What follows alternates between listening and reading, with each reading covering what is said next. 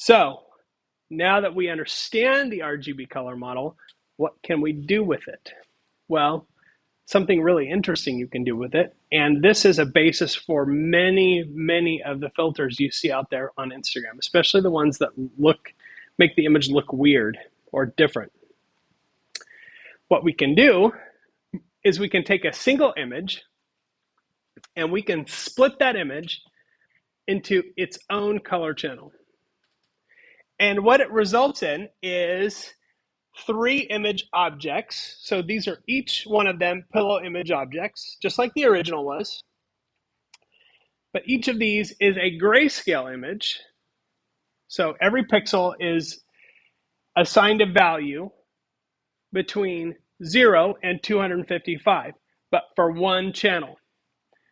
Just representing the redness, the red values. So I'm taking all of the red out of the RGB for every pixel and I'm putting it here in the same place, but just the red. This is just the green and this is just the blue. If you look at that image, you can see why it's like that, right? Because the strawberry is red, it's where the bright pixels are. The green is bright in the leaves, but not so much the strawberry. Is there blue in the image?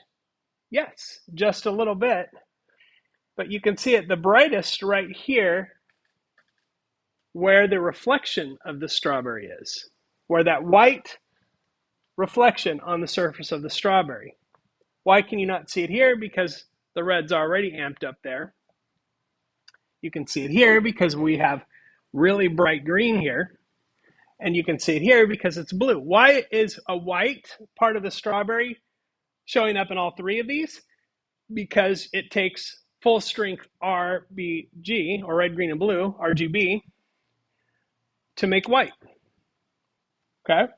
So we take those apart, and when we're using this as a filter, what we typically do is we take those image layers, or those channels, as they're called, apart, and then we can do things to individual channels.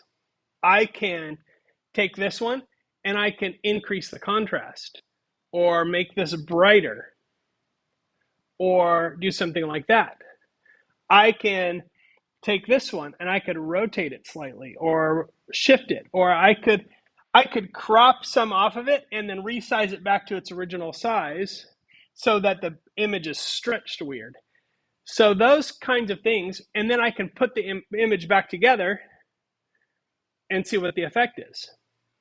So that is a common way of doing that. So to split an image into channels, what this results in, image.split, is it results in a tuple with 3 things. So if I do image.split, it will give me a tuple that has a image for each channel, including the alpha if it's an RGBA. But image.split on an RGB image gives me an image for each channel. And the easy way to capture that is to assign them into multiple variables on the fly. So if I do image.split on this side, and over here I have red, green, and blue, then the pieces of this automatically go in each one of those variables. And that's simple.